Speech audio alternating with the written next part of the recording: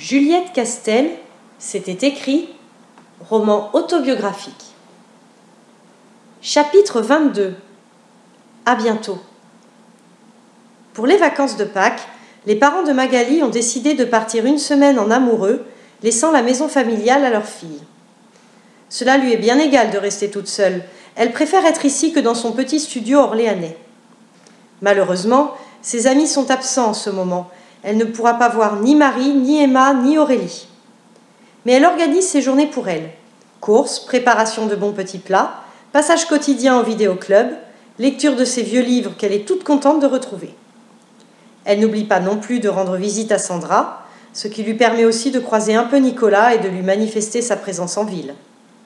Ils n'ont malheureusement pas vraiment l'occasion de discuter tous les deux et Magali se demande bien ce qu'il devient, à quoi il occupe son temps libre de divorcer. L'idée qu'il a peut-être retrouvé une petite amie lui effleure l'esprit, mais elle la chasse aussitôt.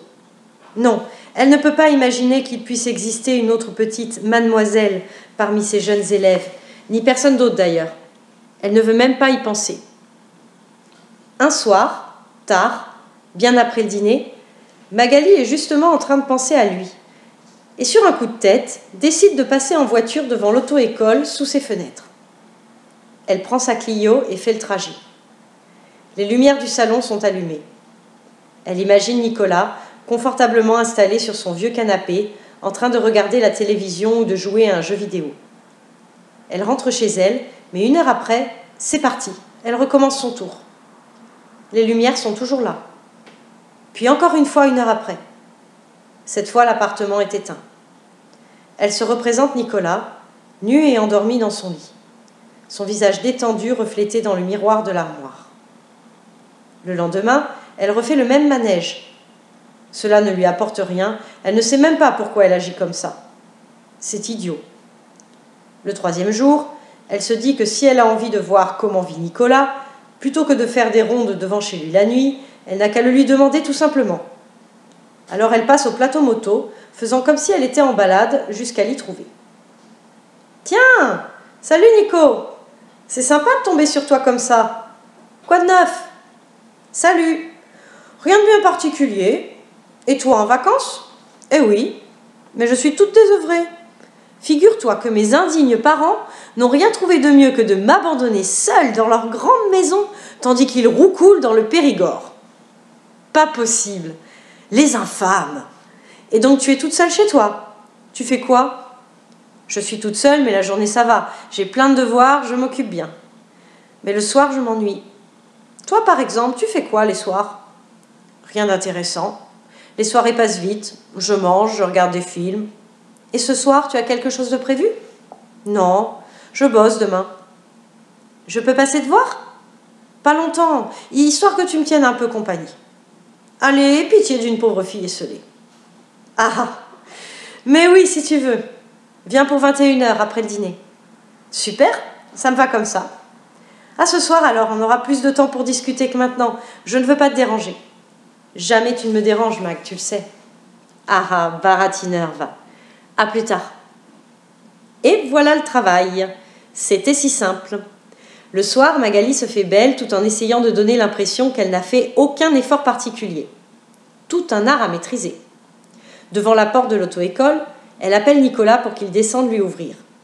Il l'accueille tout sourire et lui fait la bise. Magali en reste un peu interloquée. Depuis combien de temps ne l'a-t-il pas saluée de cette manière ? Cela fait bizarre après tout ce qu'ils ont vécu. Mais en même temps, ils sont séparés, en tout cas jusqu'à preuve du contraire. C'est donc une attitude bien normale. Ils s'installent dans le salon. Nicolas achève son dîner et offre quelque chose à boire à Magali, posée en face de lui pendant qu'il termine son plat. Ils échangent les nouvelles, somme toute rien d'important à signaler. Avec des moyens détournés dans la conversation, ils comprennent qu'aucun des deux n'a de compagnon. Puis ils se déportent sur le canapé. Être assise dessus ravive une émotion forte chez Magali. Elle caresse discrètement le tissu usé comme pour le saluer, en retrouver les souvenirs du passé, de ce jour où, alanguie et offerte, un préservatif dans la main, elle avait perdu sa virginité. Le canapé a tout cela en mémoire. Leur belle complicité est de retour. Ils plaisantent, rient, se poussent du coude. À un certain moment, Magali entreprend de masser les épaules de Nicolas. Aïe! Espèce de brute! Tu n'es pas très douce! Elle éclate de rire. Nicolas lui donne une petite tape sur la main en guise de punition. Puis il regarde un film à la télévision. La tête de Magali sur l'épaule solide de son moniteur, lui le bras passé autour de sa taille. Serein. Mais ils ne s'embrassent pas. Chacun attend peut-être que l'autre fera le premier pas. S'embrasser signifierait certainement faire l'amour, et même si ce n'est pas l'envie qui manque, aucun des deux ne souhaite retomber dans les travers de leur relation. Finalement, Nicolas et Magali ne savent plus que faire de cet amour entre eux, hors des frontières de l'interdit. Il est pourtant toujours aussi fort. C'est indéniable. Quand le film est fini, Magali rentre chez elle et Nicolas dépose un tendre baiser sur sa joue pour lui souhaiter une bonne nuit. La fin de l'année scolaire approche. Les beaux jours s'installent. Magali est soulagée d'arriver au bout de ces longs mois de travail acharné. Elle passera en classe supérieure. Et elle compte les jours en attendant la venue d'une trêve estivale bien méritée. Mais déjà la pression se relâche. Les élèves de la classe prépa prennent le temps de se retrouver le soir, autour d'un verre, dans les parcs ou encore chez les uns et les autres. Magali est toute contente parce que Nicolas va passer une soirée avec elle à Orléans. Il a de nouveau une formation en prévention routière à encadrer. Elle ne sait pas si cela est dû à un parfait hasard ou si Nicolas s'arrange pour s'inscrire spécialement aux sessions d'Orléans. En tout cas, ils ont convenu de dîner au restaurant. Nicolas viendra chercher Magali en voiture chez elle et lui laisse le choix du lieu. Elle a opté pour un restaurant chinois en centre-ville. Elle sait qu'ils adorent tous les deux la cuisine asiatique. Quand l'interphone retentit, Magali est surexcitée. Nicolas va venir chez elle. Jamais il n'a vu où elle vivait, que ce soit chez ses parents ou ici. Il ne sait pas à quoi ressemble son environnement personnel, ses petites affaires. Pour faire la meilleure impression, elle a briqué de fond en comble le studio et s'est arrangée avec soin. Elle se sent une jeune femme séduisante, dans une robe longue qui souligne sa taille fine, des sandales à semelles compensées, mode lancée par Loana de Love Story, et ses cheveux redevenus mi-longs qu'elle a souhaité laisser au naturel, tombant en cascade bouclée sur ses épaules. Elle est vraiment très bien. Puis elle va ouvrir la porte. Nicolas est sur le seuil, magnifique en jean, chemise blanche et blouson de cuir. Magali le fait entrer et le laisse regarder autour de lui tandis qu'elle prend son sac à main. La visite des lieux ne nécessite rien de plus compliqué. Puis ils sortent et prennent la voiture. Le cœur de Magali s'ébranle quand ils se retrouvent dans la fidèle 206, assis l'un à côté de l'autre. Avant de démarrer, Nicolas lui jette un regard dans lequel elle comprend qu'il revit les mêmes émotions qu'elle. Et le dîner est un moment très agréable. Jamais il n'avait mangé en tête-à-tête. Magali explose de rire devant l'imitation d'accent chinois de Nicolas. Régulièrement, il lui glisse un compliment. « J'adore tes cheveux comme ça. Tu as une très jolie robe. J'avais oublié que tes yeux étaient aussi bleus. » Puis Nicolas ayant payé l'addition, il décide d'aller marcher un peu avant de rentrer boire un verre chez Magali.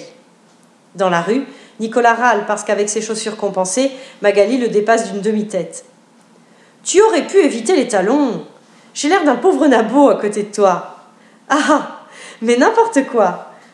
De retour chez la jeune femme, elle met un disque et prépare de la tisane, suivant le choix de Nicolas. « Voilà, c'est ça la trentaine. Je bois de la tisane le soir, comme les vieux, » fait-il remarquer. Magali aimerait que cette soirée ne finisse jamais. Ils sont si bien ensemble. C'est étrange de voir Nicolas chez elle, assis sur son lit. Le fameux Nicolas qui a tant obsédé ses pensées cette année. Souvent, elle se le figurait, comme ça, ici, avec elle. Et le voici pour de vrai. Il regarde autour de lui et complimente Magali pour l'ordre et la propreté du coquet appartement. Il trouve l'endroit très accueillant, mais n'exclut pas que cela soit dû à la présence de la maîtresse des lieux, actuellement assise par terre face à lui. Son attention se porte sur les posters qu'elle a placardés sur les murs. Des affiches de groupes qu'elle aime écouter, achetées à l'occasion des concerts auxquels elle a assisté. Il y a Trio, mais aussi le groupe local que Nicolas lui avait fait découvrir au festival d'été 2 ans plus tôt, et Louise Attaque. Bien sûr, Nicolas n'a rien oublié de ces concerts-là, et il revoit la petite Magali, toute contente, acheter ses affiches et les enrouler soigneusement sur elle-même pour les porter chez elle sans risquer de les abîmer. Puis Nicolas s'allonge carrément sur le lit de son hôtesse pour en apprécier le confort, comme il dit. Selon lui, le matelas est ferme comme il faut. Du mur taquine, il fouille sous l'oreiller et extrait en riant la nuisette de satin noir de Magali. « Tu dors avec ça, mademoiselle ? Sérieusement ? » ?»« Ben oui, pourquoi pas ? C'est très sexy. Voyons si ça m'irait bien. » Et il plaque le petit vêtement contre son large torse. Le tissu n'arrive même pas à en couvrir la moitié. Ils éclatent de rire ensemble. « Tout compte fait, je vais m'abstenir. » Magali n'a qu'à se lever et parcourir à peine 1 mètre, et ils redeviendraient amants. Mais elle ne le fait pas. Par peur. Peur de faire le mauvais choix. Peur de souffrir encore. Et puis, si Nicolas voulait, il ferait bien lui-même ce petit mètre qui les sépare. Puis Nicolas écoute la jeune femme lui expliquer que cet été, après les habituelles vacances en famille, elle va essayer de trouver un petit boulot dans leur ville, histoire de se faire un peu d'argent de poche. Dans un supermarché, par exemple. Ses parents lui paient le loyer, les charges et lui donnent une somme forfaitaire sur son compte tous les mois pour les courses et les factures diverses. Mais elle a eu plusieurs fois la mauvaise surprise d'un dépassement de forfait téléphonique ou d'une surconsommation d'électricité, la faute aux espèces de grille-pains qui lui servent de radiateur, la contraignant à manger quasi exclusivement du riz et des pâtes pendant quelque temps. Un peu de visibilité sur sa trésorerie ne lui fera pas de mal. Tu as des problématiques d'adulte maintenant. Bienvenue au club, mademoiselle. Ils se regardent un instant en silence. Devant leurs yeux attendris, passe alors l'image d'une toute jeune fille, 2 nattes tressées de chaque côté de la tête, en robe d'été légère et renversée en arrière sur une Peugeot 206 blanche, le visage rayonnant d'innocence. Il se fait tard, je vais y aller. Demain je me lève tôt et toi aussi, je pense. Oui. Nicolas se lève, prend son blouson et se dirige vers la sortie accompagné de Magali. Avant de refermer la porte, la jeune femme contemple encore une fois cet homme solide, débordant de charme, son visage rond, sa petite fossette sur le menton, ses pommettes bien dessinées qui font plisser ses magnifiques yeux mordorés, tandis qu'il sourit de ce sourire de petit garçon, ses cheveux épais et bruns, dans lesquels quelques fils argentés ont fait leur apparition, et cette expression d'infinie tendresse. Face à face, ils se regardent intensément. À bientôt. Épilogue. Déjà que cette route est pénible à faire, il faut maintenant qu'il pleuve. En plus, la journée de travail a été longue et fatigante. Je me concentre au volant tout en laissant mon esprit vagabonder. Je pense à ma récente séparation d'avec mon fiancé, après presque 4 ans de relation, et à ce garçon qui ne rappelle toujours pas. Le signal strident d'un appel entrant me sort alors de ma torpeur.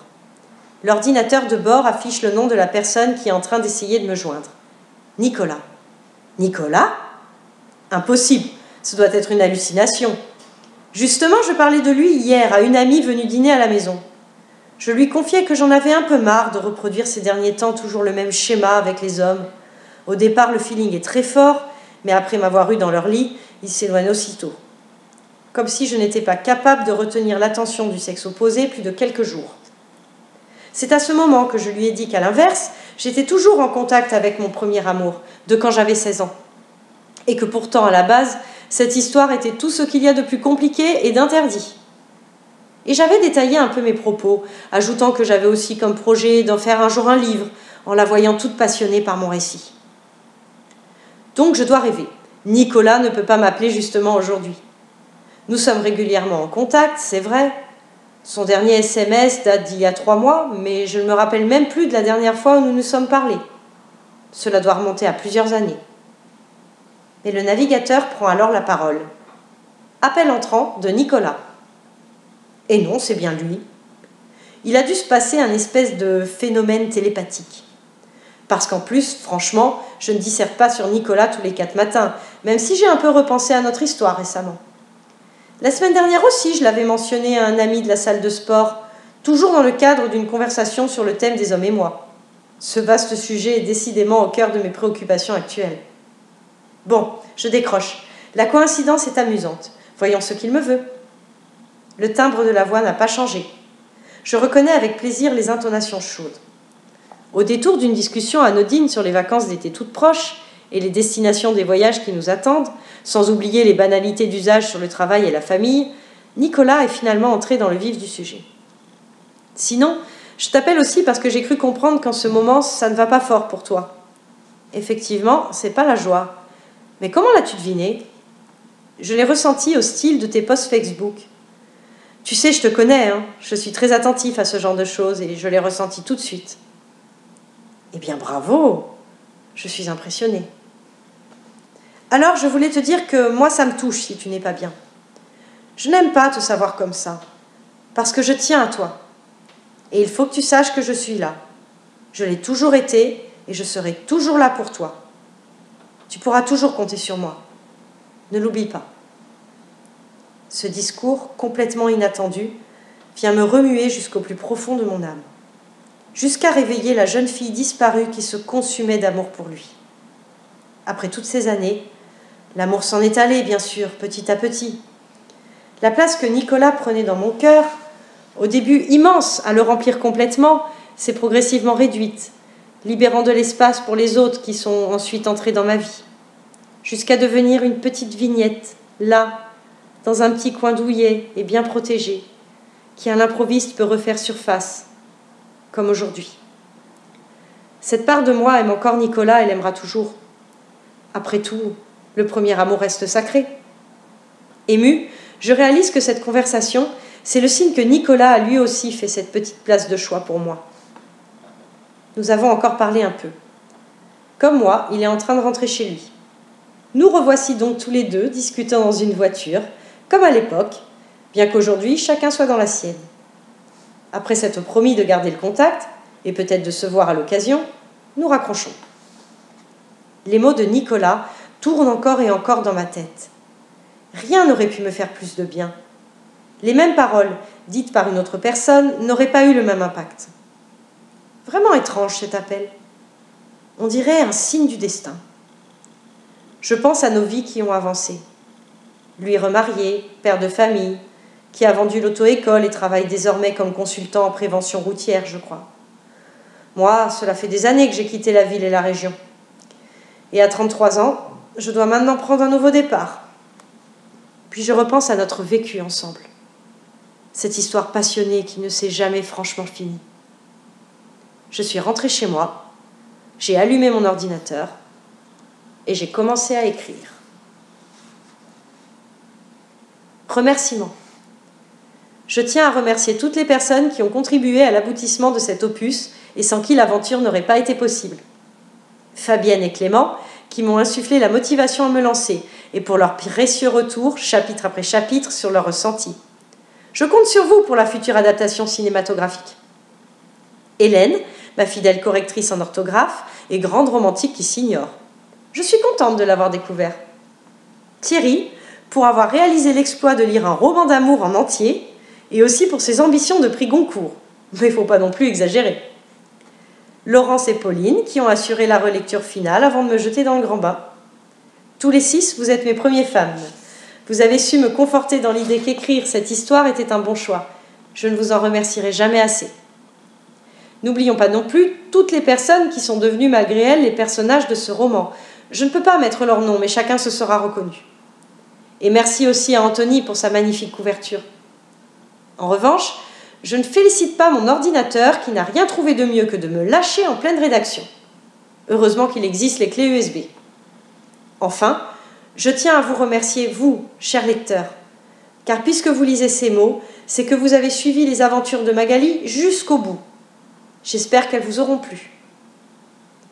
Il est temps maintenant de refermer la porte du passé et y laisser Magali et Nicolas, là où ils appartiennent, là où ils s'aiment et où ils s'aimeront pour toujours.